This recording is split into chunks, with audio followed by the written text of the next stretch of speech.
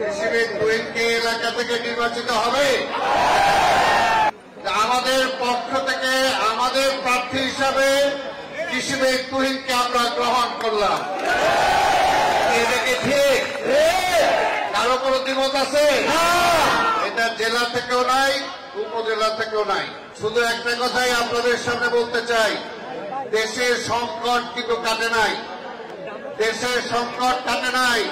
ওই ফ্যাসিস্ট সীমান্তের ওই পারে বৈশা আছে, বলে আমি নাকি যে কোনো সময় আসবো। সেই কারণে ভুয়া তো বানাইছে যাবে, ঠিকই আছে ভুয়া। আমার ভুয়া স্লোগান সারা বাংলাদেশে কার্যকর হয়েছে।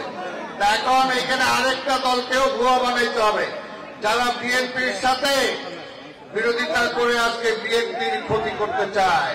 বিএনপির ক্ষতি হবে না ইনশাল্লাহ। জনগণ বিএনপির পক্ষে আছে, জনগণ অনেক উপকার করেছে। বেগম খালেদা জিয়া আপনাদেরকে সাথে নিয়ে অনেক দুর্নাম হয়েছে, কিন্তু তারপরও আপনাদেরকে ছেড়ে যায় নাই। তাহলে আপনারা কেন আজকে বেগম খালেদা জিয়াকে ছেড়ে যাচ্ছেন?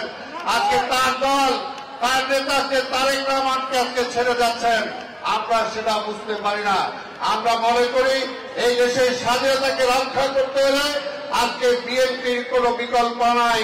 শহীদ জিয়ার দল বিএনপি, শহীদ জিয়ার দল বেগম খালেদা জিয়ার দল, তারেক রহমানের দল বিএনপি।